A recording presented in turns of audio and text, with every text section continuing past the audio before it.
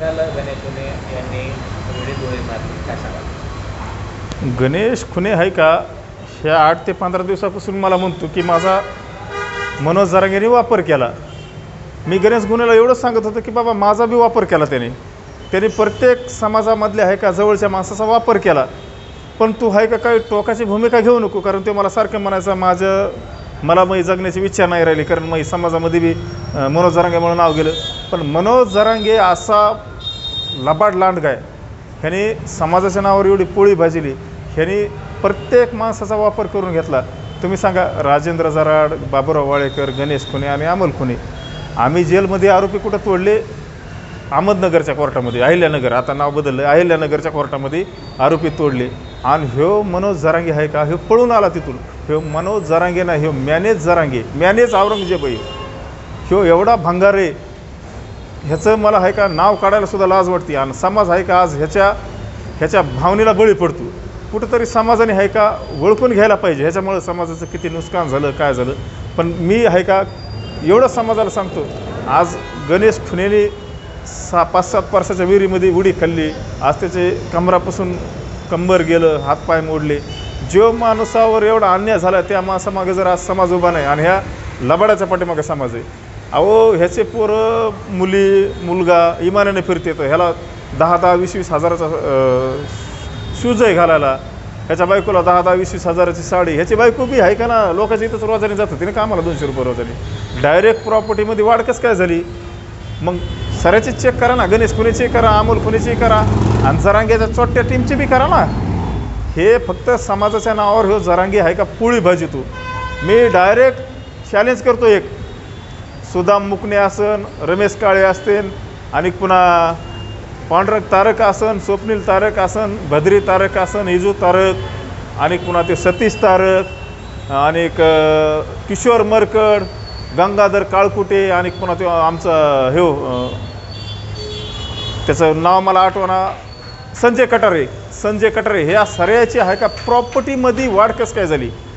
जर मी त्यांच्यावर आरोप करीत असेल तर त्यांनी माझ्यावर डायरेक्ट आहे का आबरू नुस्कानीचा दावा टाकावात आणि मला जेलमध्ये घालावात.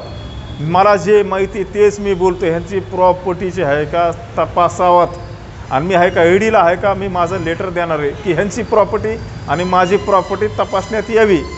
कुणी समाजाच्या नावावर किती दलाली करून किती पैसे कमिले, हे चोट्टे एक दिवस उघडे पडतील, आणि ह्या चोट्ट्याला मी जेलमध्ये घातल्याशिवाय शांत बसणार नाही. तुम्ही आता गणेश खुने यांना भेटायला कशी त्यांच्याबरोबर काय सांगाल? अहो गणेश खुनेची आज परिस्थिती अशी, त्या बिचाऱ्याने 5-7 वर्षाच्या हिरीत उडी खाल्ली.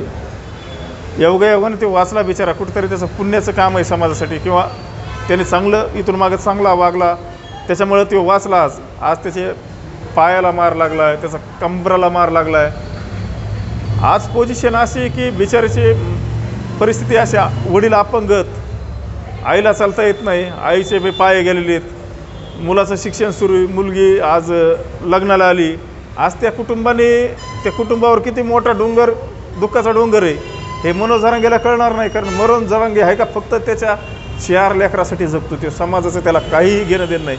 कारण एक दिवस आहे का ह्या चोट्ट्याला किंवा अमोल खुनेच उघडं पाडणार आहे, आणि त्या टायमाला समाजाला कळण ह्यो चोट्टा किती भामटा आहे आणि किती हरामखोर आहे. ते डॉक्टरांनी असं कळलेलं नेमकी काय परिस्थिती आणि डॉक्टरांचं काय म्हणणं आहे त्याबद्दल? डॉक्टरांनी एवढं सांगितलं की त्यांना आरामाची गरज आहे. त्यांना कुठं समजा त्यांना सुट्टी झाल्याच्या नंतर त्यांना मानसिक त्रास देऊ नका, त्यांना काही असं म्हणजे त्यांना हे काही दुःख लागन असं काही बोलू नका, असं डॉक्टर साहेब म्हणले.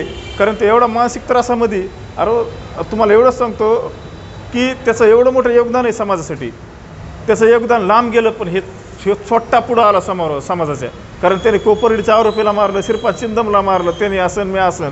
आणि आज ह्यो छोटा आहे का काजू बदाम खाऊन उपोषण करतो, हात गिलासाचं ज्यूस पितो, उक्कड खाऊन उपोषण करतो. ह्याचे सारे कारनामे मला माहिती आहेत. तंबाखू खाऊन उपोषण करतो, ह्याचं सरळ माझ्याकडं, आणि मी एक दिवस ह्याचं उघडं पाडिणार आहे.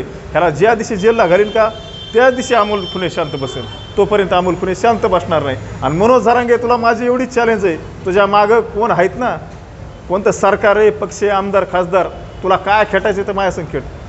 तुझा बाजार एक दिवस अमोल खुने उठणार आहे. मनोज जरांगे आहे का पहिल्यापासून हा वापर करतो. ह्याला मूळची जमीन 1.5 एकर आहे. किती 1.5 एकर? 4 भाऊ ते 5-6 एकर जमीन असन आणि ह्याच्या जमिनी सारे दगड धोंडेच आहेत. ह्याने कुठं जमीन विकली नाही, काय नाही. पहिल्यापासून वापर करतो. माझा वापर केला, गणेश खुनेचा वापर केला, राजेंद्र जराडचा वापर केला, बाबूराव वाळेकरचा वापर केला, असे कितीतरी सांगतो, कितीतरी लोकांचा वापर केला. आणि त्या बाळू आवारे आहे का त्याचासुद्धा वापर केला. ह्या मनोज जरांगा एवढा भाडखाऊ आहे. ह्याने त्या बाळू आवारचा एवढा वापर केला. त्याने एवढा पैसा पुरवला ह्याला. पुतळ्यातले अर्धे पैसे तो द्यायचा ह्याला, ह्या मनोज जरांगेच्या घरी नेऊन. आणि त्या पुतळ्याच्या पैशात हे मनोज जरांगे मिंदा आहे.